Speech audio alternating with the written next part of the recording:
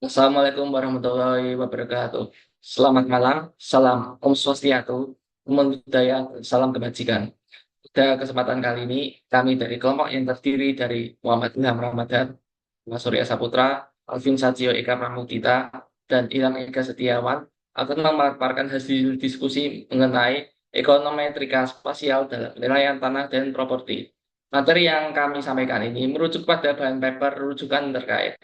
Kita bisa lanjut. Sebelumnya kita mulai pembahasan terkait dengan apa itu sih ekonometrika spasial. Nah, ekonometrika spasial itu adalah subbidang pada ekonometri yang berfungsi pada dependensi spasial dan heterogenitas spasial dalam data. Nah, dasar dari ekonometrika ini, dasar dari hukum utama geografi dari Tobler yang menyatakan bahwa segala sesuatu saling berhubungan dengan satu sama lain. Tapi sesuatu yang dekat lebih berhubungan daripada sesuatu yang lebih jauh. Ekonometrika spasial ini merupakan pengembangan dari model hedonic pricing method atau yang bisa disebut dengan HPM.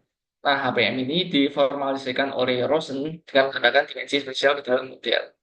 Nah, istilah ekonometrika spasial ini sendiri dicetuskan oleh seorang ekonom asal Belgia yang bernama Jean Benelli pada pertengahan tahun 1970-an. Nah, Jean Benelli ini merumuskan 5 prinsip dasar ekonometrika spasial, yakni yang pertama, adanya ketergantungan spasial, yang kedua, asimetris dalam hubungan spasial, yang ketiga, pentingnya faktor eksogen yang terletak dalam ruang lain, yang keempat, adanya tipologi wilayah, serta pemodelan ruang secara eksplisit. Nah, jenis ekometrika spasial itu pada dasarnya dibagi menjadi 3 jenis umum yang dianalisis. Yakni yang pertama adalah cross-seksional yang dianalisis dalam satu waktu. Yang kedua adalah panel atau longitudinal yang dianalisis dari waktu ke waktu. Dan yang ketiga adalah cross-sectional pollet over time yang dianalisis berbeda antar periode.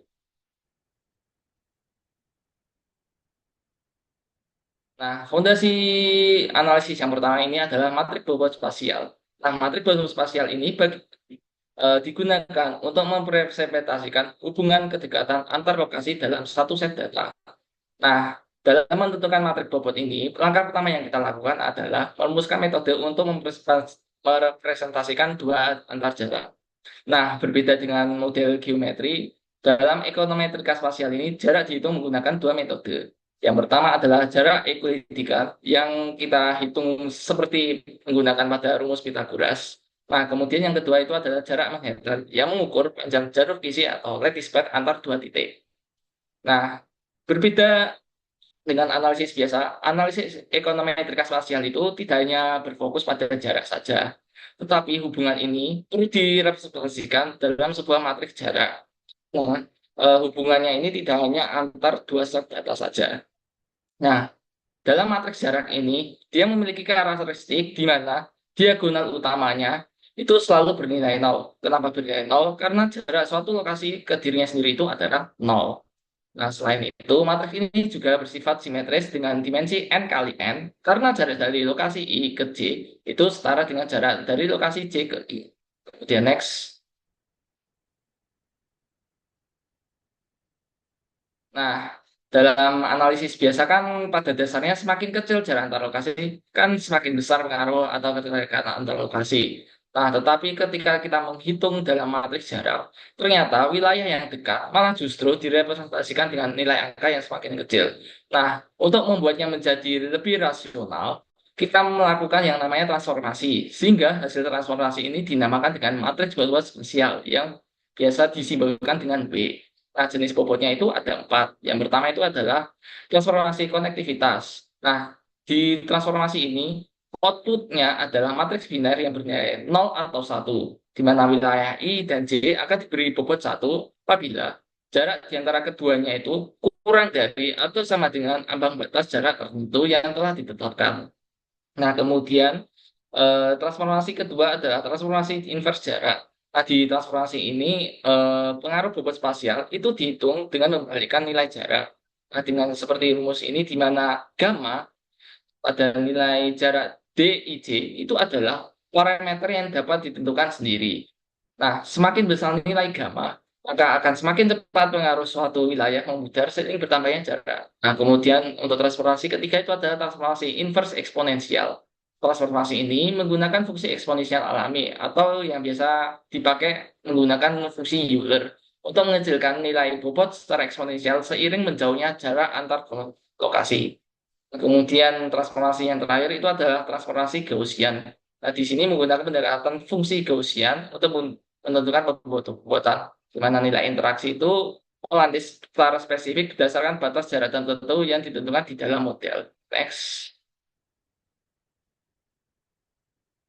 Nah, analisis yang kedua ini adalah indeks Moran. Nah, indeks Moran itu adalah ukuran autokorelasi spasial dengan koefisien korelasi biasa.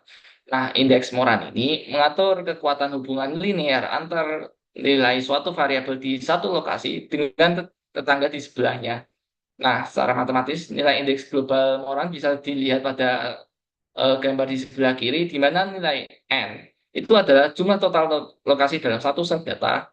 Kemudian nilai XI itu adalah nilai variabel pengamatan di lokasi I. Kemudian X yang ada garisnya itu adalah rata-rata dari variabel tersebut, serta WIJ itu adalah bobot spasial.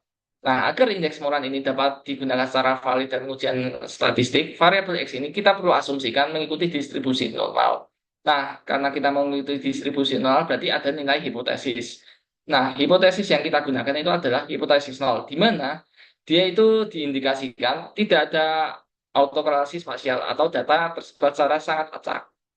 Nah, kemudian ada juga hipotesis alternatif yang berupa dua arah, yang dimana terdapat autokorelasi spasial, ataupun bisa menggunakan uji satu arah, di mana nilai I bisa lebih besar dari nol atau I kurang dari sama dengan nol. Nah, dalam pemodelan ekonometrika spasial itu data itu akan menjadi ideal dan layak untuk digunakan jika berada pada hipotesis nol. Nah, tapi apabila data tersebut ditolak oleh nol, itu mengindikasikan adanya autokorelasi spasial, yang mana jika kita abaikan justru akan menyebabkan estimasi koefisien regresi nilai klasik beserta estimasi variannya itu malah akan menjadi lebih bias.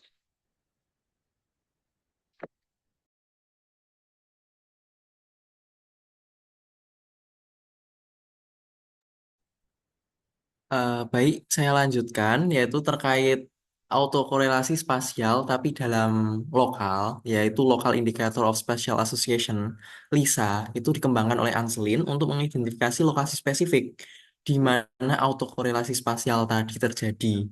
Nah, distribusi nilai indeks Moran lokal ini tidak mengikuti distribusi normal, sehingga diperlukan koreksi level signifikansi. Penyesuaian ini didasarkan pada prinsip bahwa dalam pengujian simultan terdapat banyak lokasi, sehingga pengujian lokal berpotensi menghasilkan korelasi antar uji yang tinggi. Hal tersebut dikarenakan adanya tumpang tindih penggunaan data tetangga. Dalam konteks Moran lokal, nilai ini dihitung setiap unit lokasi I dengan rumus seperti berikut, di mana XI itu adalah nilai variabel pengamatan di lokasi I, X bar adalah rata-ratanya, kemudian WIJ adalah bobot spasial dalam matriks kontiguitas. Melalui visualisasi hasil LISA ini, yang dikenal sebagai Moran scatter plot, indikator dapat dipetakan dalam 4 kuadran. Yang pertama ada high-high atau hotspot. Ini lokasi dengan nilai pengamatan tinggi yang dikelilingi oleh lokasi tetangga yang juga bernilai tinggi. Kemudian ada low-low atau cold spot. Ini lokasi dengan nilai pengamatan rendah yang dikelilingi oleh tetangga yang juga bernilai rendah.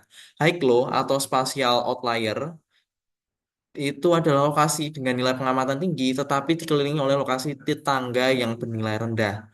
Dan yang terakhir ada low height, yang juga merupakan spatial outlier, itu lokasi dengan nilai pengamatan rendah, tetapi dikelilingi dengan lokasi yang bernilai tinggi. Oke, selanjutnya adalah macam-macam model regresi spasial. Jadi ada 3. Yang pertama itu adalah spatial lag model atau SLM. Nah, SLM ini digunakan ketika adanya efek spillover. Efek spillover ini terjadi ketika nilai variabel dependent di suatu lokasi dipengaruhi oleh nilai variabel dependent di lokasi sekitarnya atau di lokasi tetangganya. Salah satu contohnya adalah ketika harga rumah itu dipengaruhi oleh harga rumah di sekitarnya. Untuk modelnya seperti berikut, yaitu rho VY plus X beta plus error. Jadi koefisien rho di sini itu mengukur seberapa besar rata-rata pengaruh nilai variabel dependen di lokasi tetangga terhadap nilai di lokasi yang bersangkutan. Seperti itu. Kemudian yang kedua ada spatial error model atau SEM. SEM ini digunakan ketika adanya heterogenitas spasial. Jadi situasi ini muncul ketika adanya residual dari model itu masih mengandung autokorelasi spasial. Biasanya ini terjadi karena adanya variabel penting yang tidak dimasukkan dalam model atau sebenarnya adalah hilang. Dan variabel tersebut terstruktur secara spasial, misalnya kualitas lingkungan, tingkat kesehatan, atau estetika kawasan yang sulit dikuantifikasi. Nah, solusinya itu adalah menambah variabel baru. Bukan menambah variabel baru, tetapi memodelkan struktur spasial pada term errornya. Makanya dalam model tersebut ada I minus lambda W inverse dikali errornya. Nah, parameter lambda di sini itu diestimasi untuk memastikan bahwa sisa error sudah tidak lagi berkorelasi antar lokasi. Nah, keunggulan dari metode ini, model ini adalah independensi. Error term terpenuhi secara otomatis sehingga hanya perlu memverifikasi minol dan homoskedastisitas. Nah, yang terakhir itu ada model spasial Durbin model. Ini adalah model yang terbentuk dari kombinasi eh, SLM dan SDEM. SDM menambahkan lag pada variabel dependen dan independen. Nah, menurut Herat, SDM ini merupakan model terbaik untuk mengatasi kesalahan variabel yang hilang tadi. Kesalahannya yaitu omitted variable bias pada data properti skala lingkungan kecil. Nah, selanjutnya bagaimana sih perbandingan OLS dengan model-model spasial yang tadi? Nah, kebetulan salah satu rujukan review pada ini, pada presentasi kita hari ini, itu salah satunya adalah Kim Kim pada 2016 itu melakukan studi di kota Seoul untuk membandingkan OLS konvensional dengan model spasial. Model spasial yang digunakan di sini ada SLM dan SEM. Nah, metode ini digunakan dalam mengestimasi harga transaksi real lahan di Seoul, sekaligus mengevaluasi ekuitas vertikal dan horizontal dari harga yang dihasilkan. Nah, untuk model regresinya itu ada tiga, yaitu OLS, LSLM, dan SEM.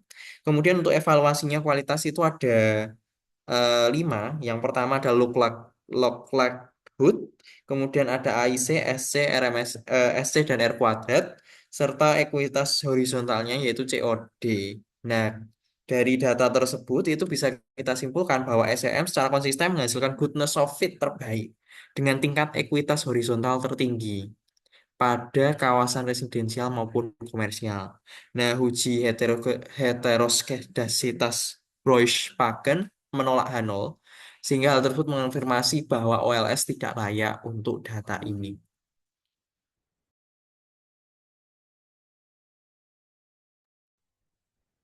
Baik, saya lanjutkan. Selanjutnya untuk Geographical Weighted Regression atau bisa disebut dengan GWR adalah bentuk regresi berbobot lokal yang menghasilkan satu model unik untuk setiap titik atau persil. Model tersebut berbeda dari model global yang sama untuk semua lokasi. Pada model global seperti regresi linear, satu model dengan koefisien yang sama digunakan untuk menganalisis seluruh wilayah atau data sampel. Sebaliknya, dalam model GWR, jika terdapat sejumlah n harga persil atau titik pengamatan yang diketahui lokasinya, maka jumlah model regresi yang akan dibuat adalah sebanyak n. Untuk persamaan dari model GWR sebagaimana tercantum pada penelitian Fotheringham et al. 2002 tercantum seperti pada gambar ini, yang dimana beta 0 di sini sebagai intercept lokal pada poin atau persil ke I, dan beta K di sini sebagai koefisien regresi lokal untuk variabel independen ke K, dan XIK di sini nilai variabel independen ke K pada pengamatan ke I. Proses pemodelan GWR sangat bergantung pada penentuan komponen yang disebut dengan bandwidth.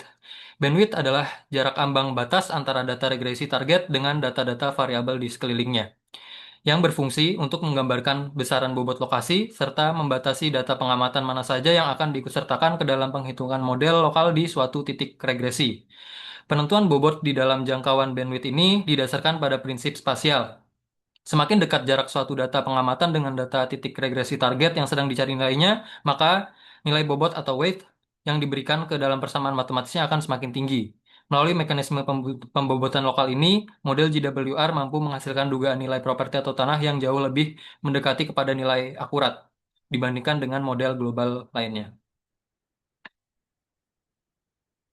Aplikasi GWR. Berdasarkan rujukan kami, di sini Apriani dan Laksono 2000, 2022 kalau tidak salah, mengembangkan model matematis penilaian tanah berbasis GWR. Model dikembangkan untuk setiap persil di kawasan yang terpengaruh Bandara Husein Sastra Negara dan jalur rel kereta api di Kelurahan Cempaka, Kota Bandung.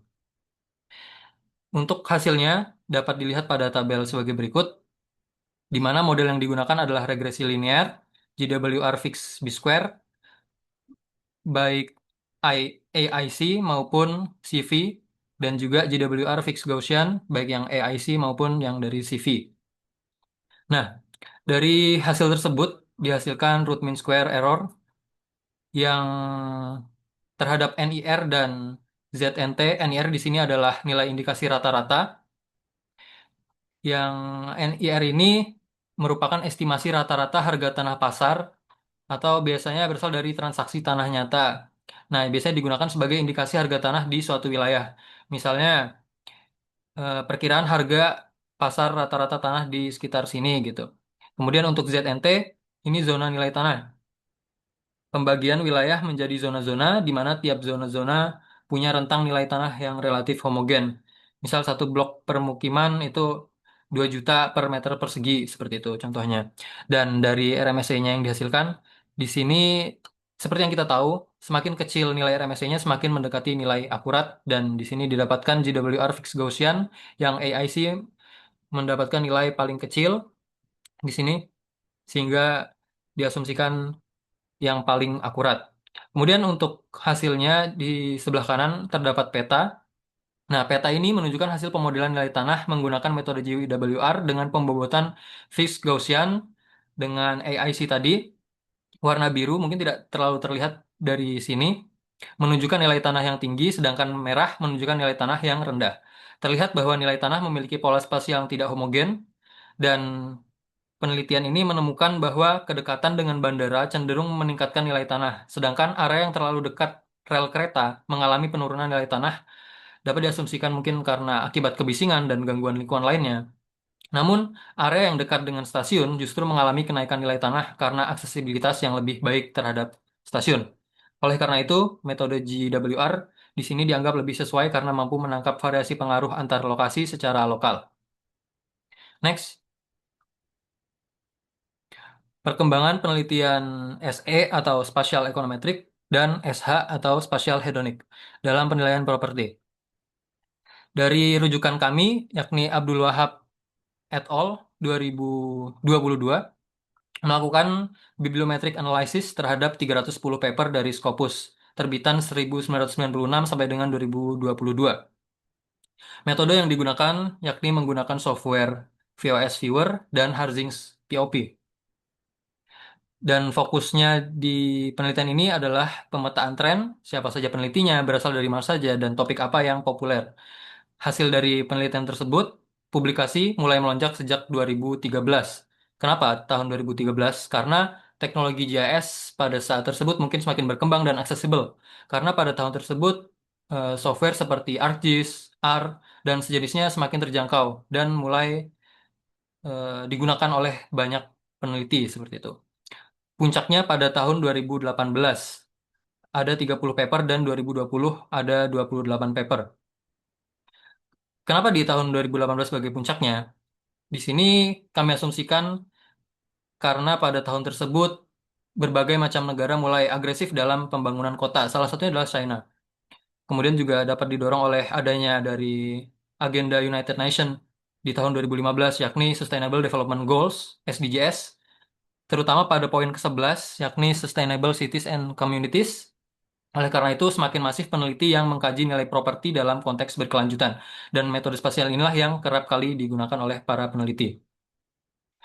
Tahun 2020, terdapat pandemi COVID-19, banyak peneliti yang mengkaji bagaimana suatu lokasi dapat mempengaruhi nilai properti. Contohnya, apakah rumah dekat fasilitas kesehatan nilainya akan naik, atau harga properti di pusat kota akan menurun akibat dari adanya work from home.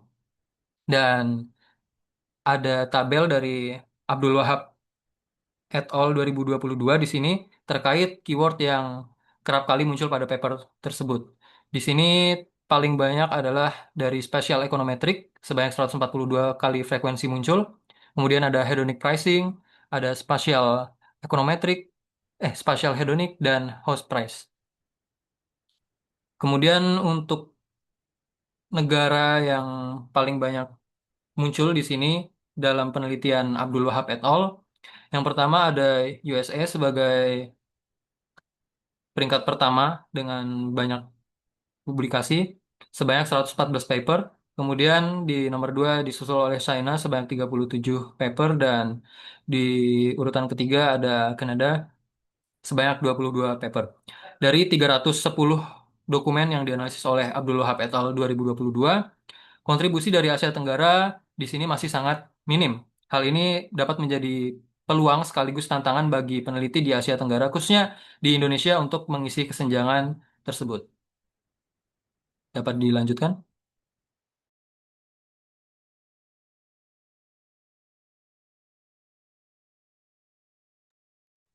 Oke, terima kasih. Untuk sekarang kita beralih ke tren penelitian. Berdasarkan dengan sumber yang tertera, untuk tren saat ini, penelitian dari ekonometrika spasial berdasarkan paper, tren pertama adalah makin meluasnya penggunaan metode spasial.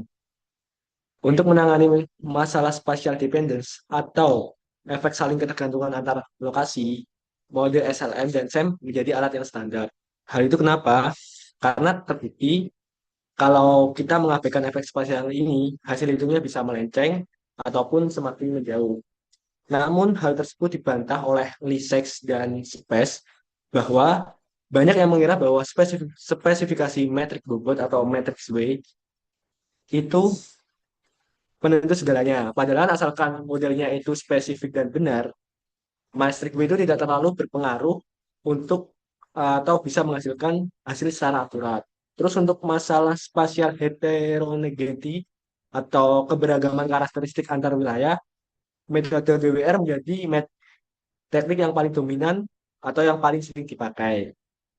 Tapi ingat, GWR ini juga mempunyai kelemahan, yaitu rentan memberikan hasil palsu atau kalau kita pakai ukuran sampel data yang terlalu kecil itu hasilnya mungkin bisa jauh atau melenceng. Mungkin next lanjut ke tren penelitian keduanya.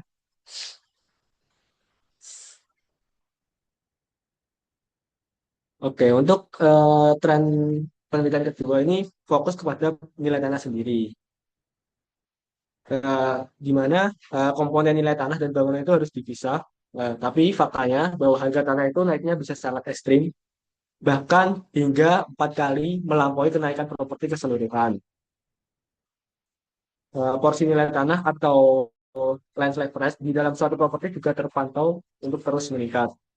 Masalahnya apa? Itu dilihat dari properti yang porsi nilai tanahnya sangat tinggi, ternyata lebih rentan bergejolak atau volatil saat ada guncangan ekonomi.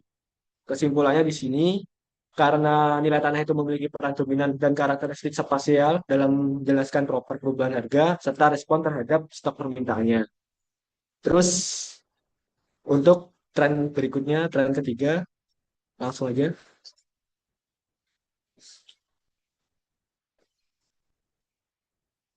Oke, ini untuk tren ketiga atau itu berupa kelanjutan atau stability. Sekarang ini untuk isu green building lagi sangat relevan. Terbukti bahwa bangunan yang mempunyai sertifikat hijau seperti R&D menghasilkan price premium hingga 30% dibandingkan bangunan konvensional. Terus menurut World Score berkorelasi positif dengan nilai properti karena setiap 10 poin kenaikan World Score itu terdapat kenaikan sebesar 10 poin. Terus yang ketiga itu hampir tidak ada studi keberlanjutan yang mengintegrasikan metode spasial eksplisit atau ini sebagai disebut celah penelitian terbesar. Terus untuk selanjutnya,